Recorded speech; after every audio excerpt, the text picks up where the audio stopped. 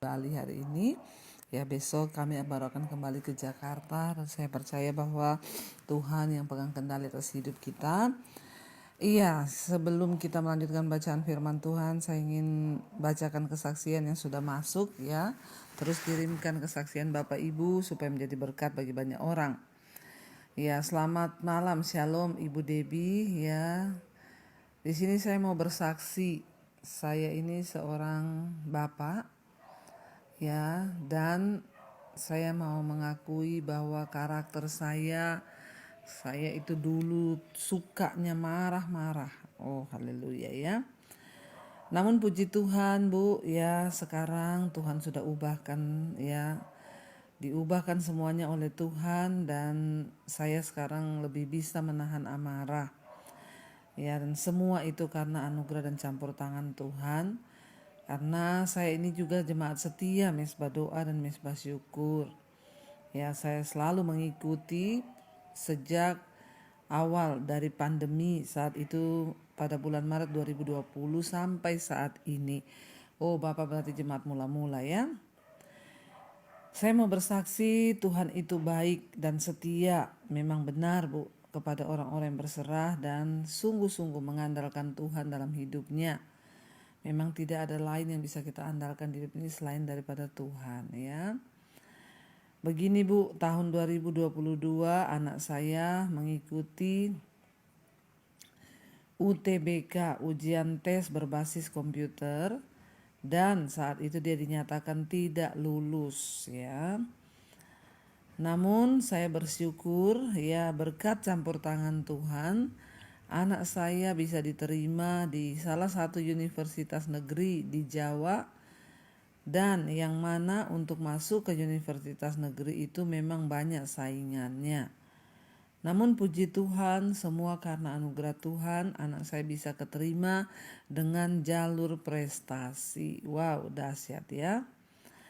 Saya juga bersyukur karena saat ini saya sudah mendapatkan pekerjaan kembali, yang mana dulu saya berpikir perusahaan tempat saya bekerja ya mungkin sudah tidak mau memakai saya lagi, sehingga saya tidak punya pekerjaan. Tapi berkat campur tangan Tuhan, ya Tuhan Yesus ajaib, ya hanya dalam waktu 2 hari setelah saya dihubungi kembali oleh perusahaan yang lama, langsung saya dipekerjakan kembali. Dan saya percaya itu semua karena kasih dan karunia Tuhan Yesus. Terima kasih kepada Tuhan Yesus. Mohon maaf Ibu kalau kesaksian saya ini panjang. Tuhan memberkati. Amin, amin, amin. Saudara, kita tahu ya ketika kita sungguh-sungguh mengikuti Tuhan maka tidak ada perkara yang mustahil. Kesaksian dari seorang bapak, dulu dia tukang marah-marah. Bapak-bapak, saya mau bilang ya jangan suka marah-marah. Kalau di rumah ya, kalau kau marah-marah di rumah, istrimu stres, anak-anakmu juga stres, tidak ada berkat Tuhan. Saya mendengar banyak konseling ibu-ibu yang sudah stres menghadapi suami yang marah-marah. Kasihan istrimu itu juga sebenarnya punya banyak pergumulan, tapi dia mencoba bertahan. Ya, tapi bapak-bapak kadang tidak mengerti, merasa sudah bekerja, cari uang, marah-marah kalau pulang ke rumah. Mari kita menjadi orang yang membawa damai sejahtera Tuhan. Jangan bawa roh kuda merah pulang ke rumah. Ya, pencabut damai sejahtera. Kesaksian dari seorang bapak, puji Tuhan, sejak dia terus mengikuti Mesbah Doa, Mesbah Syukur, karakternya berubah. Sekarang dia tidak marah-marah lagi, bahkan sekarang sudah lebih bisa menahan emosi. Ya, kalau tidak dilatih tidak bisa. Makanya Alkitab bilang, latihlah dirimu untuk beribadah. Salah satunya tidak marah-marah, itu adalah latihan untuk beribadah. Karena ibadah yang sejati adalah mempersembahkan tubuh yang hidup, yang kudus, berkenan kepada Allah. Itu ibadah yang sejati. Nah, kalau orang marah-marah, ya itu dia tidak sejati ibadahnya di hadapan Tuhan. Karena itu Kita bersyukur mendengar kesaksian malam ini, seorang Bapa yang diubahkan Tuhan sekarang tidak lagi marah-marah. Haleluya, puji Tuhan. Iya, baik, kita akan melanjutkan pembacaan firman Tuhan. Saudara, kemarin kita sudah membaca tentang kisah Naaman, orang kaya ya. Emosian tuh, Naaman tuh tukang marah-marah tuh. Coba bayangkan kalau saat itu dia marah, tidak terkendali, lalu ngapain sih saya disuruh pergi mencemplungkan diri ke sungai yang kotor, sungai Yordan? Kenapa tidak di sungai Damsik, sungai Parpar yang lebih bagus? Ya, tapi ya ternyata memang Tuhan mau bentuk kesombongan Naaman ini. Tuhan mau bentuk amarahnya itu. Ya, Tuhan mau bentuk egoisnya, Tuhan mau bentuk ya segala hal yang tidak berkenan. Ya, makanya ketika dia marah-marah, pegawai-pegawainya itu bilang, "Tuan, ya Bapak, bukankah Bapak ini kesini mau sembuh? Maka apapun yang disuruh oleh abdi Allah itu, sekalipun dia menyuruh yang sulit bagi tuanku, pasti tuanku mau melakukan kan? Karena apa? Tuanku itu memang pengen sembuh." Ya sudahlah Tuan, apalagi dia cuma menyuruh tuanku membenamkan diri di sungai. Itu tidak sulit. Tapi yang menjadi sulit adalah menanggalkan harga diri, ego, kesombongan, amarah tadi. Aku ini jenderal loh, panglima perang, Raja Aram. Masa suruh pergi mandi? Harusnya itu Nabi keluar dia tumpang tangan. Itu yang tadi malam saya sampaikan saudara. Jangan jadi orang yang suka atur-atur Tuhan, suka atur hamba-hamba Tuhan. Bagian kita ini taat, percaya pada Tuhan. Biarkan Tuhan bekerja dengan metodenya, dengan caranya. Nggak usah sok jadi orang yang suka atur Tuhan. Ya, akhirnya Naaman melakukan. 2 Raja-Raja pasal 5, maka turunlah ia, ya ayat 14.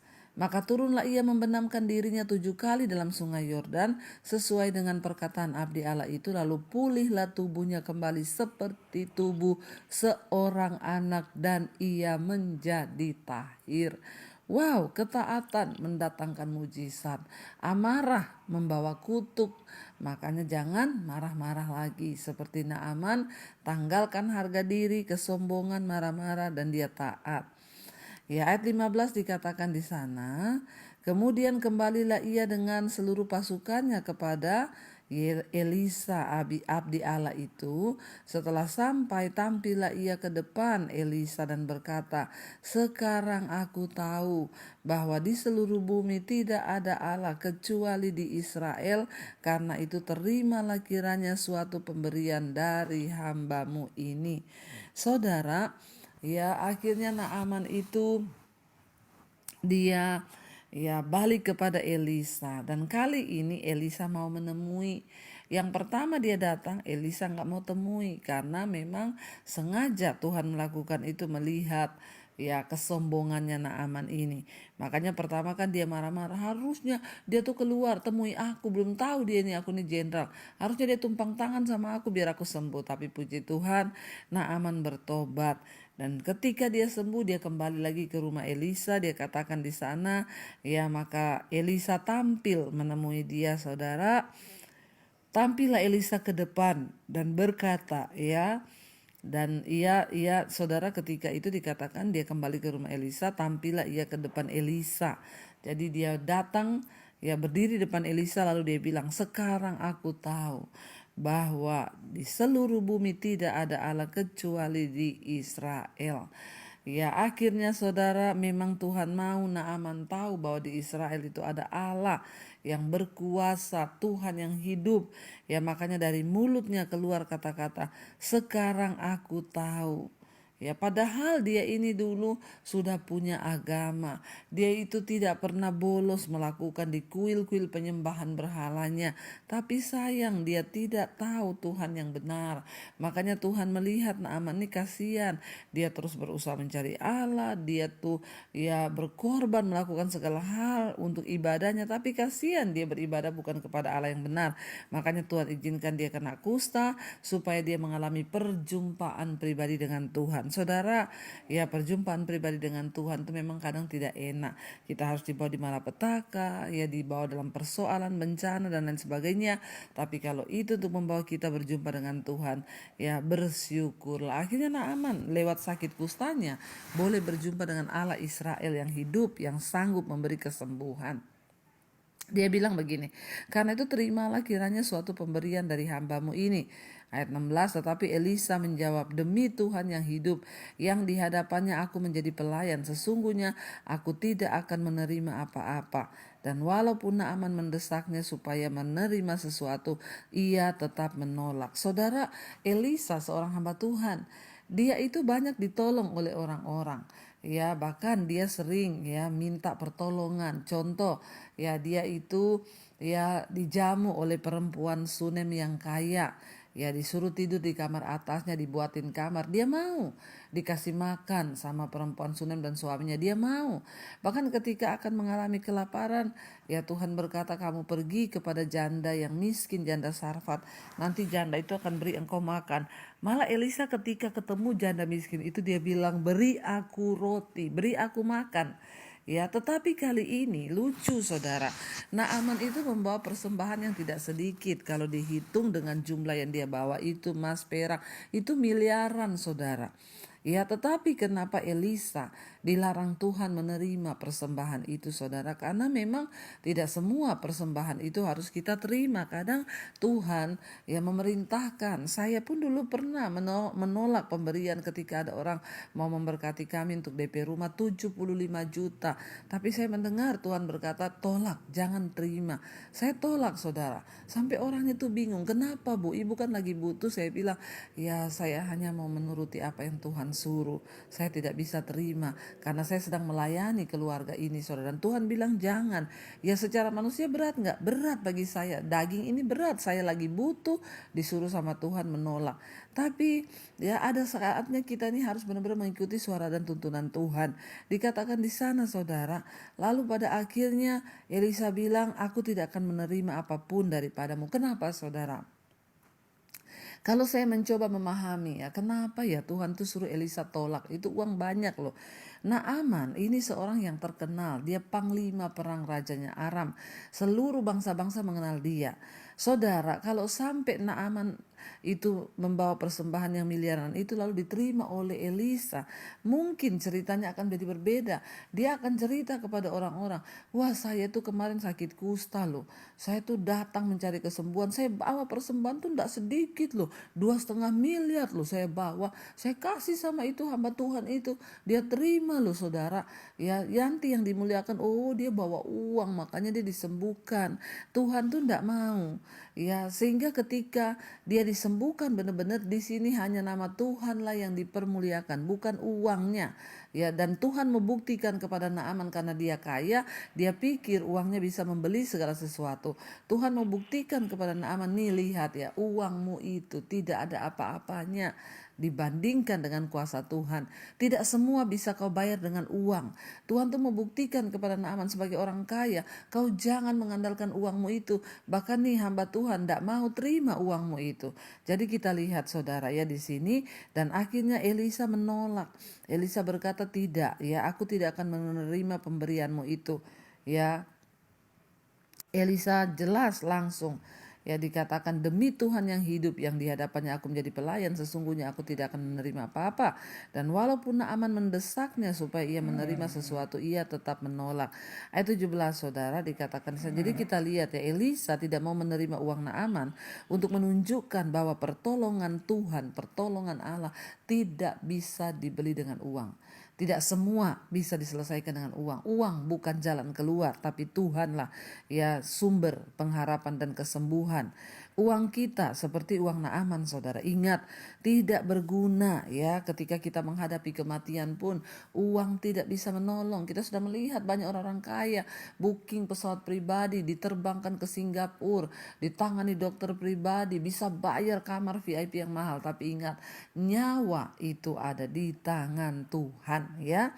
Dikatakan di sana ya tidak berguna uang itu menghadapi kematian, malapetaka. Tidak peduli berapapun banyaknya kekayaan yang kita kumpulkan dalam hidup ini. Ingat, kekayaan itu akan menguap ya ketika kita berdiri di hadapan tahta pengadilan Kristus nanti, Sang Pencipta kita, iman kita kepada Tuhan, ya kepada Kristus, itulah yang akan menyelamatkan kita, itulah yang akan menyembuhkan kita, bukan depositmu di bank itu. Ya, ingat orang-orang kaya, jangan kau mengandalkan uang dan harta, karena uang itu tidak bisa menyelamatkan. Tuhanlah sumber pengharapan kita. Ya, bagaimana mungkin Naaman itu ya diam, ya? Bagaimana mungkin Naaman itu bisa diampuni oleh Tuhan, ya. Saudara, ketika pada waktu itu dia berkata begini, kita lihat ayat yang ke 17, dia bilang, akhirnya berkatalah Naaman, jikalau demikian, biarlah diberikan kepada hambamu ini tanah sebanyak muatan pasang bagal. Sebab hambamu ini tidak lagi akan mempersembahkan korban bakaran atau korban sembelihan kepada Allah lain, Allah huruf kecil, ya, tidak akan menyembah lagi kepada Allah lain kecuali kepada Tuhan. Dan ayat 18, dan kiranya Tuhan mengampuni hambamu ini dalam perkara yang berikut. Apabila tuanku masuk di kuil Rimon untuk sujud menyembah di sana, aku menjadi pengapitnya, sehingga aku harus ikut sujud menyembah dalam kuil Ramon itu. Ya, dia katakan, kiranya Tuhan mengampuni hambamu ini dalam hal itu. Maka berkatalah Elisa kepadanya, pergilah dengan selamat. Setelah Naaman berjalan tidak berapa jauh daripadanya, ya, berpikirlah Gehazi bujang Elisa abdi Allah, sesungguhnya tuanku telah menyegani Naaman orang Aram ini dan tidak menerima persembahan yang dibawanya. Demi Tuhan yang hidup, sesungguhnya aku akan berlari mengejar dia dan akan menerima sesuatu daripadanya. Saudara, kita lihat, ya, pada akhirnya, ya, Naaman berjumpa dengan Tuhan yang benar. Naaman ini dulu dia itu pengerja, ya, dia itu penerima tamu di kuil dewi-dewi, dewa-dewa, ya. Bahkan kalau ada orang datang beribadah di kuil Ramon, ya, di Rimon, dia bilang saat datang sujud menyembah, dia yang menjadi pengapit. Berarti dia ini semacam penerima tamu, sehingga dia juga sujud menyembah, ya, kepada dewa, ya, di dalam kuil Rimon itu.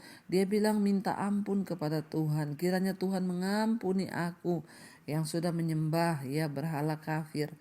Kita lihat, saudara, bagaimana mungkin, ya, Naaman diampuni kalau dia itu sujud selama ini kepada berhala-berhala kafir. Naaman bukan meminta izin untuk menyembah dewa Rimon, melainkan untuk melakukan tugasnya, ya, yaitu membantu raja untuk membungkuk dan bangun pada waktu dia bersujud. Juga dikenal sebagai Hadad, yaitu Rimon, dewa Damsik itu. Dipercayai sebagai dewa hujan, dewa halilintar, berbeda dengan kebanyakan orang sesamanya. Naaman menunjukkan, ya, kesadarannya yang kuat, ya, bagaimana dia itu sekarang dia tidak lagi mau menyembah di kuil-kuil, tapi dia hanya mau menyembah kepada Tuhan. Dan akhirnya, saudara, ya, Tuhan mengampuni dosanya, ya. Naaman mengaku bahwa hanya ada satu Allah saja yang sejati. Naaman tidak ingin lagi menyembah kepada Allah-Allah lain. Tindakannya memohon ampun kepada Tuhan itu menunjukkan, saudara, bahwa Naaman sungguh-sungguh, ya, dia mau bertobat dan percaya kepada Allah yang hidup. Ya, dia bilang, ya, dan sekarang aku tidak akan lagi mempersembahkan korban bakaran atau korban sembelihan kepada Allah lain kecuali kepada Tuhan. Dan Tuhan mengampuni dia. Ya, setelah Naaman pergi, bujangnya Elisa melihat, namanya Gehazi. Waduh, Elisa ini sayang, gak mau terima uangnya Naaman, kan banyak. Ya, aku mau kejar dia, mau minta daripada dia. Ayat 21, lalu Gehazi mengejar Naaman dari belakang. Ketika Naaman melihat ada orang yang berlari-lari mengejarnya, turunlah ia dengan segera dari atas kereta untuk mendapatkan dia dan berkata, selamat.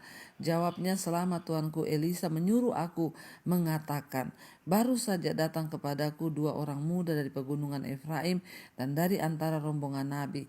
Baiklah, berikanlah kepada mereka setalenta perak dan 2 potong pakaian. Naaman berkata, silakan ambillah 2 talenta. Naaman mendesak dia dan membungkus 2 talenta perak dalam 2 pundi-pundi dan 2 potong pakaian. Lalu memberikannya kepada 2 bujangnya. Mereka ini mengangkut semuanya di depan Gehazi. Setelah mereka, ya, sampai ke bukit, ya, dikatakan di sana, berpikirlah, ya, setelah mereka ini sampai ke bukit, disambutnya lah dari tangan mereka, disimpannya di rumah. Ya, jadi Gehazi ini, mereka ini mengangkut semuanya di depan Gehazi. Setelah mereka sampai ke bukit, disambutnya lah dari tangan mereka, disimpannya di rumah, dan disuruhnya kedua orang itu pergi. Maka pergilah mereka. Baru saja Gehazi masuk, tampillah ke depan tuannya, berkatalah Elisa kepadanya. Jadi Gehazi itu bujangnya Elisa, dia kirim 2 orang saudara budak untuk mengejar Naaman, meminta daripada Naaman ya agar dikasih ya berkat ya. Jadi kita melihat di sini saudara ya, Gehazi itu melihat adanya kesempatan dalam kesempitan ya, sangat baik ya untuk menjadi kaya dengan cara egois atau membohongi saudara ya. Dia dengan sengaja ya meminta uang, mencari uang, yang akhirnya saudara ternyata dia bohong dan berusaha menutupi semuanya di hadapan Tuhan dan juga Elisa. Tapi apakah Tuhan bisa dibohongi? Jangan suka mencari kesempatan dalam kesempitan ya, apalagi berbohong, bawa-bawa nama Tuhan, bawa-bawa hamba Tuhan, bawa ini.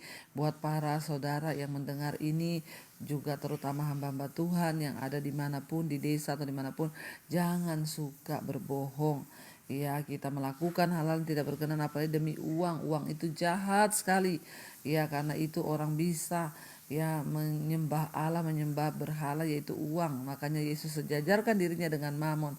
Gehazi ini mencari kesempatan, dia bilang sayang sekali Elisa gak terima uang itu. Dia suruh 2 orang pergi. Dan dikatakan di sana ya, kita lihat, lalu Elisa bertanya kepada Gehazi, dari mana Gehazi? Jawabnya, hambamu ini tidak pergi kemana-mana. Ayat 26, tetapi kata Elisa kepadanya, bukankah hatiku ikut pergi ketika orang itu turun dari atas keretanya mendapatkan engkau? Maka sekarang engkau telah menerima perak, dan dengan itu dapat memperoleh kebun-kebun, kebun zaitun, kebun anggur, kambing domba, lembu sapi, budak laki-laki, budak perempuan. Tetapi penyakit kusta Naaman akan melekat kepadamu dan kepada anak cucumu untuk selama-lamanya. Maka keluarlah Gehazi dari depannya dengan kena kusta putih seperti salju. Buat apa saudara mendapat kekayaan tapi dikutuk oleh Tuhan? Ya, Gehazi dapat uang yang dia mau, tetapi ya dikutuk karena penyakit kusta Naaman pindah kepada Gehazi. Saudara, hati-hati ya. Hati-hati. Kita lihat di sini bahwa tidak semua ya uang itu mendatangkan sesuatu berkat. Kalau kita mendapatkannya dengan dari hasil yang salah, dengan cara yang salah, justru uang itu membawa kutuk ya. Mari kita bertobat, mari kita berdoa supaya hidup kita senantiasa dalam perkenanan Tuhan. Kita tundukkan kepala, kita berdoa. Terima kasih Bapa, kami belajar malam ini lihat kebenaran firman-Mu, bagaimana kami hidup dan bersikap terhadap